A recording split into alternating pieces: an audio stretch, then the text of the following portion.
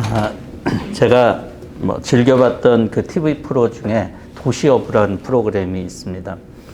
거기에서 보면 이제 물고기를 잡을 때 이 물고기가 이 큰 것들은 정말 몇십 분, 1시간 이상 또 이렇게 당기면서 실갱이를 하다가 겨우 끌어내요. 그래서 이제 고기가 배에 딱 올라오면 그걸 이 사람이 딱 듭니다. 그 전까지는 온갖 힘을 쓰는데 배에 들어온, 즉 물에서 떠난 물고기는요 다루기가 쉬워요. 물 바깥의 고기는 아무런 힘을 쓸 수 없고, 또 조금 있다가 물 바깥에 있는 고기는 결국은 죽을 수밖에 없겠죠. 물고기는 물에서 살아야지만 힘을 쓸 수 있고, 물에서 살아야지만 살 수가 있는 것입니다. 그러면 인간은 어떻게 해야 살 수 있을까? 당연히 인간은 하나님 안에서 살아야지만 인간이 살 수가 있어요. 인간이 하나님을 떠나게 되면 어떻게 될까? 물에서 떠난 물고기처럼 우리는 고통스러울 거고 결국 죽을 수밖에 없을 거예요. 잘 살 수가 없습니다. 하나님과 우리는 그러면 어떻게 떠나게 되는 것입니까? 하나님과 우리는 어떻게 분리되는 것입니까?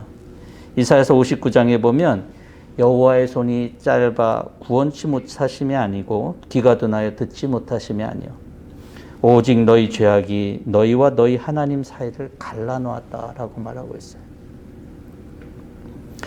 하나님을 떠난 인간이 제대로 삶을 살지 못하는 것은 물을 떠난 물고기처럼 이거는 자연의 이치랑 똑같은 거예요.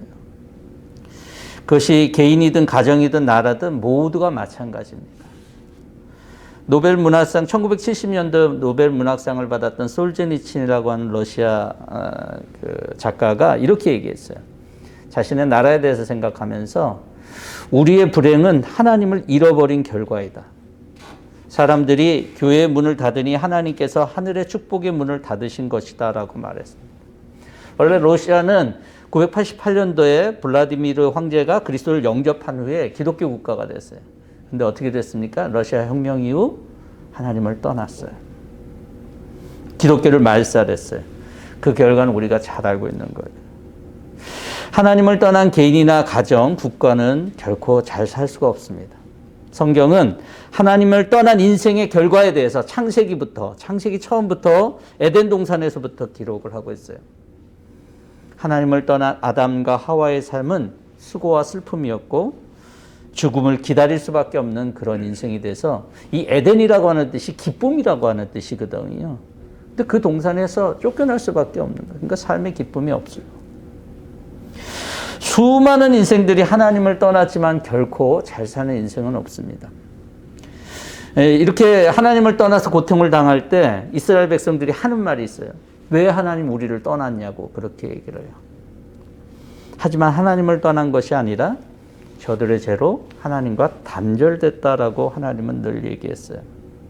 이스라엘 백성들은 그런 것들을 모르고 오늘날도 많은 사람들이 그런 것을 잘 모르고 있는 것 같습니다. 하나님을 떠났을 때, 단절됐을 때 하나님께 나가면 되는데 그렇게는 얘기를 안 하고 그렇게는 행동을 안 하고 왜 하나님 나를 떠났냐고만 질문을 해요.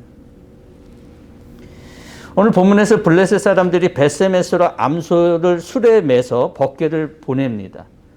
근데 저는 그것을 다른 면으로 보면 블레셋 사람들이 하나님을 떠난 길로 보입니다. 왜 그러냐면 그들이 법궤를 보낸 이유는요, 하나님의 법궤가 블레셋 지경에 머무는 7개월 동안 전염병과 종기들이 났는데 이건 들어보지도 못한 일이에요. 전혀 경험해보지 못한 거예요. 여러분 피부병이 생기면 얼마나 고통스러운지 모릅니다. 밤에 잠을 자질 못해요. 저도 다리에 그런 게 있어갖고 몇 개월 동안 고생했는데 너무 힘들었던 것 같아요. 근데 7개월 동안 이들은 이런 고생을 하는 거예요. 그래서 블레셋에서 아스돗에서 가드에서 에글론 이렇게 각각 지역을 옮기지만 해결이 안 돼요. 얼마나 심했냐면 11절에 보면 5장 11절에 보면 죽을 지경에 이르렀다라고 얘기를 하고 있어요.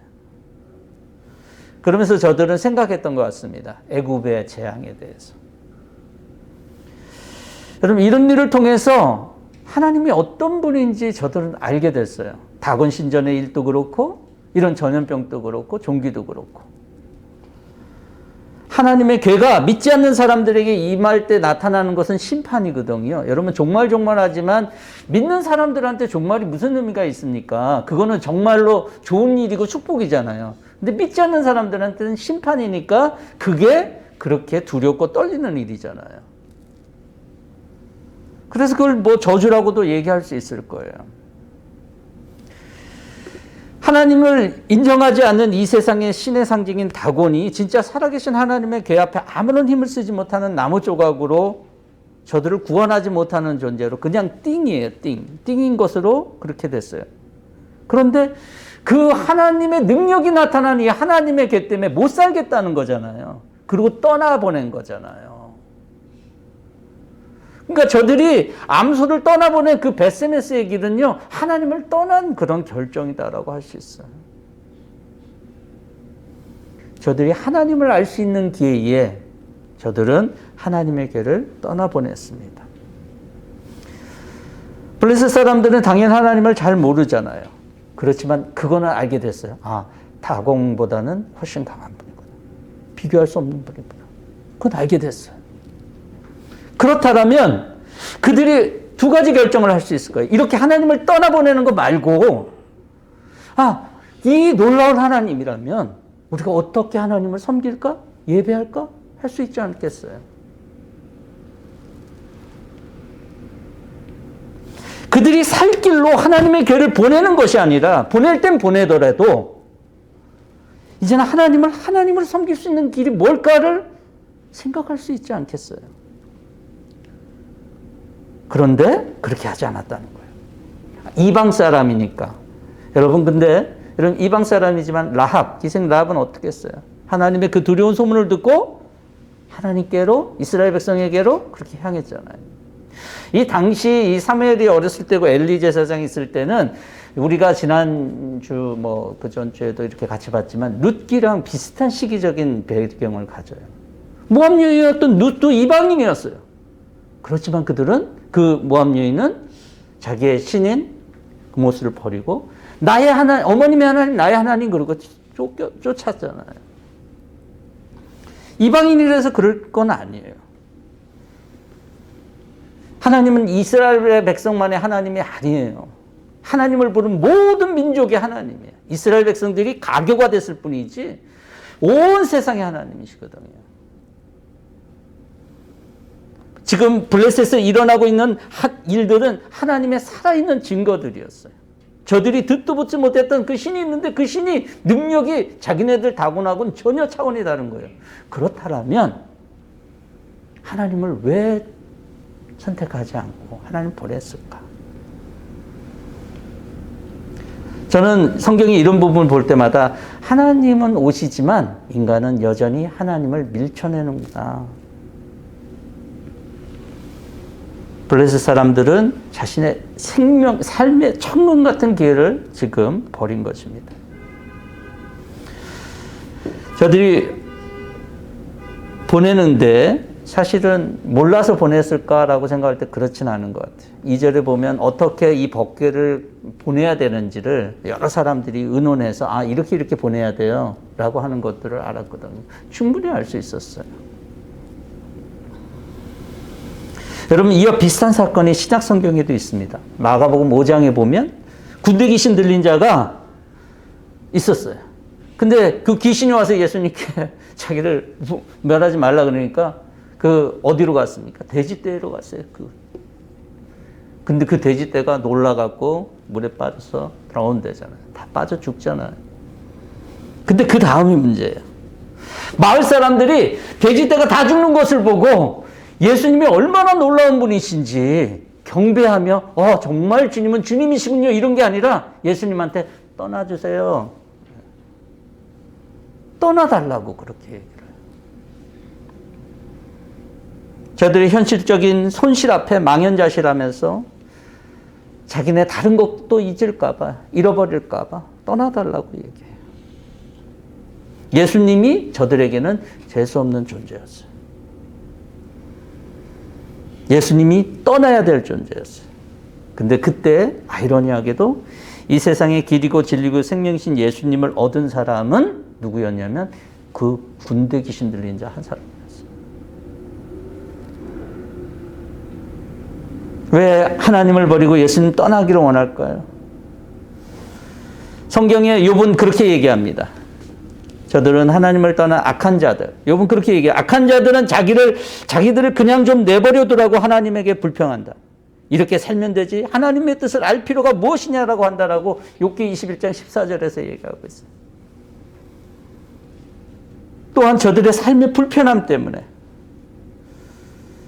내가 없어지는 것에 대한 불안함 때문에 사람들은 하나님을 떠났으면 하는, 예수님이 떠났으면 하는 그런 이유가 있습니다. 우리에게 아픈 경험은요, 하나님을 떠나게 할 수도 하나님 앞에 나아가게 할 수도 있는 그런 시간이에요. 빙점이라고 소설을 쓴 일본의 대표적인 작가 미우라 아이코가 이런 얘기를 합니다. 아프지 않으면 드리지 못할 기도가 있다. 아프지 않으면 부르지 못할 찬송이 있다. 아프지 않으면 믿지 못할 기적이 있다. 아프지 않으면 듣지 못할 말씀이 있다. 아프지 않으면 가까이 할 수 없는 성소가 있다. 아프지 않으면 우러러 보지 못한 거룩한 얼굴이 있다. 아프지 않으면 나는 인간일 수조차 없다. 미우라 아야코는 척추 카리에스라고 하는 그런 병으로 13년간 투병 생활을 했고, 그때 자신 하나님을 믿게 됐고, 그때 이 유명한 빙점이라는 소설을 썼다 그래요. 이게 어려울 때, 정말 마음이 아프고 힘들고 정말 삶의 절망이 있을 때, 그때가 하나님을 만날 만한 때고 하나님을 찾아야 할 때라고 아는 사람들은 그 시간을 통해서 하나님의 구원의 길을 찾게 됩니다. 그런데 그것이 내게 힘들어서 하나님 떠나주십시오, 예수님 떠나주십시오 라고 하는 그런 삶이 된다면 그들은 구원의 길을 찾지 못한다라고 하는 것입니다. 블레셋 사람처럼 하나님이 진짜 하나님이라는 사실을 알았지만 베세메스의 길로 하나님의 법궤를 떠나보내는 그런 것은 어리석은 것입니다. 오히려 내가 부족하고 나의 죄가 있어도 그 시간에 하나님을 향하여 긍휼을 구하면서 나오는 것은 그것이 바로 지혜인 것입니다. 성경은 인간이 하나님을 떠났지만 하나님을 떠난 인간의 죄로 인한 절망과 죽음에 놓인 인간에게로 하나님은 늘 찾아오시는 그런 하나님이신 것을 보여주고 있습니다. 저는 이 베세메스의 길이 또 한편으로는 하나님이 스스로 이스라엘에게 돌아오는 길이라고 하는 것을 보게 됩니다. 여러분, 성경은요, 하나님이 인간을 찾아오지 인간이 하나님을 찾아가는 것을 보여주질 않습니다. 하나님이 먼저 주도권을 가지고 인간을 찾아오셔요.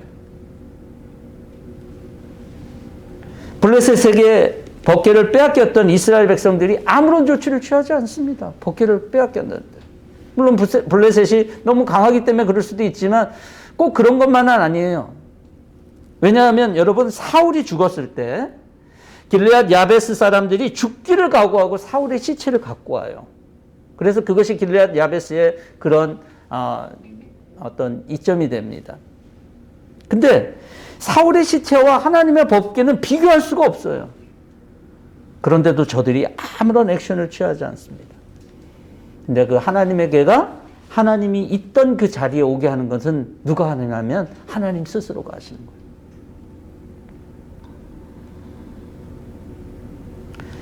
큰 괴로움에 직면한 블레셋 사람들이 하나님의 궤를 어떻게 돌려보낼까 고민을 합니다.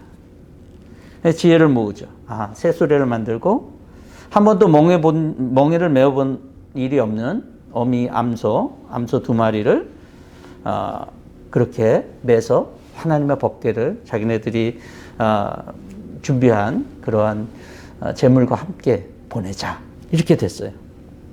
그리고 베스메스로 소가 똑바로 가게 되면 이것이 하나님이 우리에게 재앙을 내린 것이고, 만약에 이 암소가 딴 데로 가면 이건 우연히 생긴 일이다라고 생각하자는 거예요. 그래서 그들이 그거대로 암소 2마리를 끌어다가 수레를 메우고 길을 싣고 가요. 그런데 소가 오른쪽이나 왼쪽이나 벗어나지 않고 똑바로 베스메스로 갔다라고 성경은 얘기하고 있어요. 그럼 암소가 꼭 가고 싶어서 그랬을까요? 그렇지 않아요. 이것은 하나님의 백성들에게 하나님이 있던 자리로 돌아온다라고 하는 하나님의 역사를 보여주고 있는 거예요. 암소 자체만으로는 이룰 수 있는 가능성이 없습니다. 왜냐하면 이 암소에게는 2마리의 어린 송아지가 있었어요. 그 젖을 떼고 그 송아지를 우리에 가뒀다라고 했어요. 여러분, 짐승하고 사람은 많이 차이가 있지만 이 어미소의 감정은 어느 정도 비슷합니다. 그래서요, 이 암소가 출산 후에 새끼와의 분리에 따른 유유의 발성음 특성이라고 하는 논문이 있어요. 저도 이걸 위해서 찾아봤지만 이런 논문이 있더라고요. 송아지 출산 후 새끼의 분리에 따른 유유의 발성음 특성. 예. 어미와 송아지 분리 여부에 따라서 어미소의 발성음이 틀려진다는 거예요. 그것을 논문으로 누가 썼더라고요. 베스메스로 오는 길에 이 암소가 뭘 하고 있냐면 울었다라고 얘기를 하고 있어요. 울면서 운 거예요. 왜 울었을까요? 저도 어렸을 때 그 시골에 가면 이렇게 소들을 보지만, 여러분, 젖 먹는 자기 새끼를 떼어놓는 그 암소가 가만히 있었겠냐는 거예요. 너무 안타까운 장면이죠. 성경은 이것을 정확하게 2번 기록합니다. 이 송아지를 떼갖고 우리에 가둔다라고 하는 말을 2번이나 언급해요. 새끼를 생각하는 어미소의 마음을 생각하면 베스메스로 똑바로 간다는 것은 불가능했어요. 그렇지만 기어이 갑니다. 성경에는 이 짐승들이 하나님의 뜻을 수행하는 장면들이 나오는데, 발람의 당나귀가 그랬고, 신약에서는 예수님 태우고 예루살렘에 입성한 어린 나귀 새끼가 그랬어요. 저는 이 암소, 눈물을 흘리고 걷고 있는 이 암소를 보면서 예수님의 그 십자가의 길을 좀 생각해 봤어요. 예수님 겟세마네에서 하나님께 기도할 때 이렇게 얘기합니다. 나의 아버지, 하실 수만 있으시면 이 잔을 내게서 지나가게 해 주십시오. 그러나 내 뜻대로 하지 마시고 아버지의 뜻대로 해 주십시오. 예수님은 아버지의 뜻을 선택했고, 그리고 십자가의 길을 이루었어요. 자기의 뜻보다는 하나님의 뜻을 먼저 생각했습니다. 그 뜻은 뭐냐? 하나님을 떠난 이 세상의 모든 인류에게 향한 하나님의 심판과 그 진노에서 사람들의 삶을 구원하는 것입니다. 오늘 또 하나님의 이 뜻을 가지고 계십니다. 하나님은 사람들이 하나님에게 돌아와 하나님의 진노에서 벗어나기를 원하시는 분이십니다. 암소들은 모두 울음으로 자신의 슬픔을 표현했지만 그래도 그 묵묵하게 가야 될 길을 걸어갔고, 마지막에는 그 자리에 베스메스에 도착했을 때 번제물로 살라서 주님께 바쳐집니다. 가슴도 아픈데 죽게 돼요. 희생제물로. 예수님 역시도 하나님의 뜻을 순종하고 마지막에 십자가에 자신을 희생제물로 드리십니다. 십자가에서 달려 돌아가신 예수님을 생각할 때 사람들은 하나님의 아들이니까 쉬운 일 아니겠는가? 여러분, 그렇지 않습니다. 그것이 쉬운 일이었다면 여러분, 저와 여러분들의 죄를 위한 대가로 드려진 십자가는 아무것도 아니겠죠.